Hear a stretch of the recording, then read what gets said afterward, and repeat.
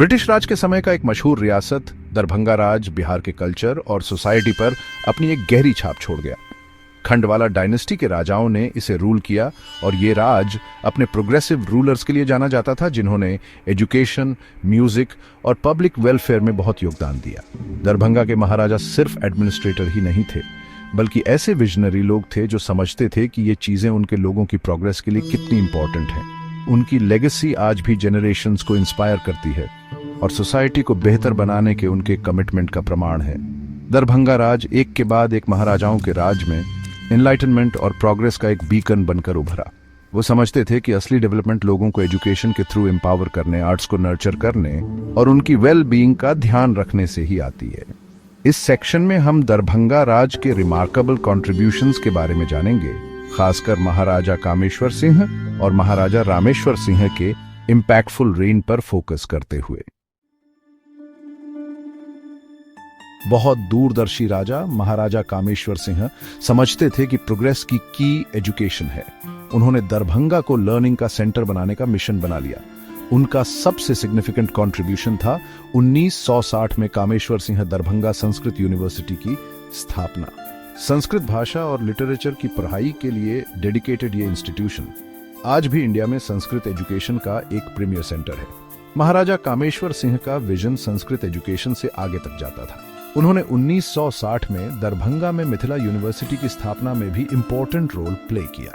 प्राचीन मिथिला किंगडम के नाम पर रखी गई इस यूनिवर्सिटी का एम था अलग अलग डिसिप्लिन्स में क्वालिटी हायर एजुकेशन देना। एजुकेशन में उनका कंट्रीब्यूशन सिर्फ इंस्टीट्यूशंस एस्टैब्लिश करने तक सीमित नहीं था। उन्होंने डिजर्विंग स्टूडेंट्स को जेनरस ग्रांट्स और स्कॉलरशिप्स भी दिए ताकि फाइनेंशियल प्रॉब्लम्स उनके नॉलेज पाने के रास्ते में रुकावट न बने। महाराजा कामेश्वर सिंह के प्रेडिसेसर महाराजा रामेश्वर सिंह का भी एजुकेशन के लिए सेम पैशन था। उन्होंने पूरे राज्य में बहुत से स्कूल्स और कॉलेजेस बनाए, खासकर लड़कियों और अंडर प्रिविलेज्ड बच्चों को एजुकेशन देने पर फोकस करते हुए। उनका मानना था कि मार्जिनलाइज्ड लोगों को एम्पावर करने और पूरे सोसाइटी को अपलिफ्ट करने का सबसे पावरफुल टूल एजुकेशन है। उनके एफर्ट्स ने दरभंगा में एक मोर इक्विटेबल सोसाइटी की फाउंडेशन रखी। महाराजाओं का एजुकेशन के प्रति डेडिकेशन सिर्फ अपने राज्य तक सीमित नहीं था। उन्होंने पूरे इंडिया में एजुकेशनल इंस्टीट्यूशंस के डेवलपमेंट के लिए जेनरसली कंट्रीब्यूट किया, ये जानते हुए कि देश की प्रोग्रेस एजुकेटेड सिटीजन्स पर डिपेंड करती है। बनारस हिंदू यूनिवर्सिटी और अलीगढ़ मुस्लिम यूनिवर्सिटी में उनके कंट्रीब्यूशंस एजुकेशन की ट्रांसफॉर्मेटिव पावर में उनके बिलीफ का प्रमाण है। दरभंगा राज म्यूजिक और आर्ट्स के अपने पैट्रनेज के लिए फेमस था। खुद म्यूजिक के कॉनसर्स होने के नाते महाराजाओं ने म्यूजिशियंस और आर्टिस्ट्स को लगातार सपोर्ट दिया, एक ऐसा एनवायरनमेंट क्रिएट किया जहां क्रिएटिविटी फ्लरिश हो। रॉयल कोर्ट कल्चरल एक्सचेंज का हब बन गया, पूरे इंडिया से टैलेंटेड म्यूजिशियंस, डांसर्स और स्कॉलर्स को अट्रैक्ट करता था। इंडियन क्लासिकल म्यूजिक में दरभंगा राज का सबसे सिग्निफिकेंट कंट्रीब्यूशन था famous Dhrupad style of singing का पैट्रनेज। महाराजा म्यूजिक के इस एंशिएंट और कॉम्प्लेक्स फॉर्म के आर्डेंट सपोर्टर्स थे। अपने टाइम के कुछ ग्रेटेस्ट ध्रुपद एक्सपोनेंट्स को पैट्रनेज प्रोवाइड करते थे। उनके पैट्रनेज में ध्रुपद सिंगिंग का एक स्कूल दरभंगा घराना फ्लरिश हुआ और आज भी इंडियन क्लासिकल म्यूजिक की दुनिया में एक रिवरेड इंस्टीट्यूशन है। महाराजाओं ने मैथिली लिटरेचर की रिच ट्रेडिशन को प्रिजर्व और प्रमोट करने में भी क्रूशल रोल प्ले किया। मिथिला रीजन में बोली जाने वाली भाषा मैथिली का एक रिच लिटरेरी हिस्ट्री है जो सदियों पुराना है। इस हेरिटेज को प्रिजर्व करने की इंपॉर्टेंस को समझते हुए महाराजाओं ने मैथिली भाषा और लिटरेचर के लिए डेडिकेटेड लाइब्रेरीज और रिसर्च सेंटर्स एस्टैब्लिश किए। उन्होंने मैथिली राइटर्स और पोएट्स को भी पैट्रनेज दिया, उन्हें न्यू वर्क्स क्रिएट करने और भाषा को अलाइव रखने के लिए इंकरेज किया। दरभंगा राज का पैट्रनेज म्यूजिक और लिटरेचर से आगे बढ़कर डांस, पेंटिंग और स्कल्पचर जैसे कई और आर्ट फॉर्म्स तक फैला हुआ था। महाराजाओं ने exquisite works of art commission किए जो आज उस एरा की आर्टिस्टिक ब्रिलियंस के प्रमाण हैं। उनके पैट्रनेज ने इन ट्रेडिशनल आर्ट फॉर्म्स को कंटिन्यू रखना इंश्योर किया, उन्हें गुमनामी में खो जाने से बचाया। सेक्शन 4 पब्लिक वर्क्स और सोशल इम्पैक्ट। दरभंगा के महाराजा अपनी सोशल रिस्पॉन्सिबिलिटीज के प्रति बहुत जागरूक थे और उन्होंने अपने लोगों के वेलफेयर के लिए एक अनवरवरिंग कमिटमेंट दिखाया। उन्होंने अपने सब्जेक्ट्स की लाइव्स इंप्रूव करने के लिए कई पब्लिक वर्क्स प्रोजेक्ट्स शुरू किए। इंफ्रास्ट्रक्चर डेवलपमेंट, हेल्थ केयर और डिजास्टर रिलीफ में उनका कंट्रीब्यूशन खास तौर पर नोटवर्दी था। इकोनॉमिक ग्रोथ और सोशल प्रोग्रेस के लिए कनेक्टिविटी की इंपॉर्टेंस को समझते हुए महाराजाओं ने रोड्स, ब्रिजेस और इरिगेशन सिस्टम्स के डेवलपमेंट में काफी इन्वेस्ट किया। वो समझते थे कि ये इंफ्रास्ट्रक्चरल इंप्रूवमेंट्स ट्रेड को फैसिलिटेट करने, एग्रीकल्चरल प्रोडक्टिविटी इंप्रूव करने और रिमोट एरियाज को अर्बन सेंटर्स से कनेक्ट करने के लिए एसेंशियल हैं।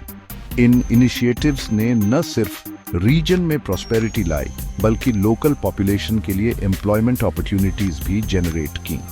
हेल्थ केयर एक और एरिया था जिस पर महाराजाओं ने सिग्निफिकेंट अटेंशन दिया।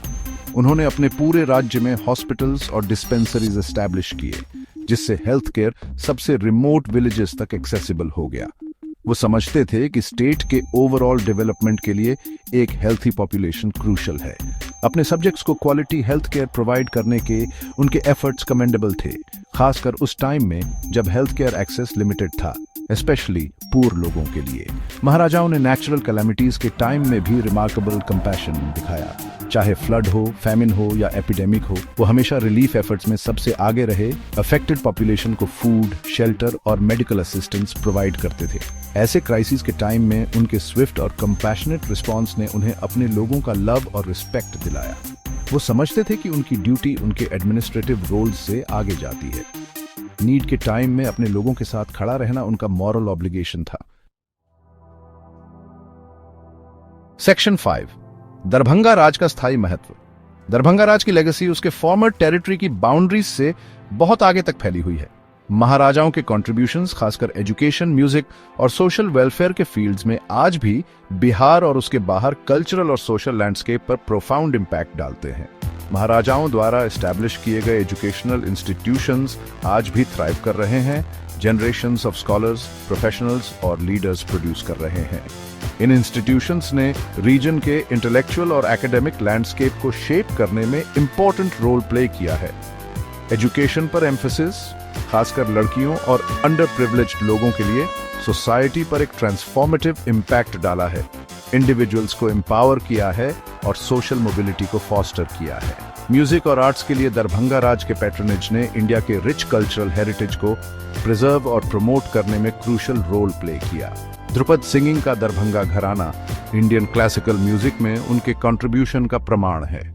मैथिली लिटरेचर के लिए उनके सपोर्ट ने एक लैंग्वेज और उसके लिटरेरी ट्रेडिशन को प्रिजर्व करने में हेल्प की जो आसानी से गुमनामी में खो सकता था।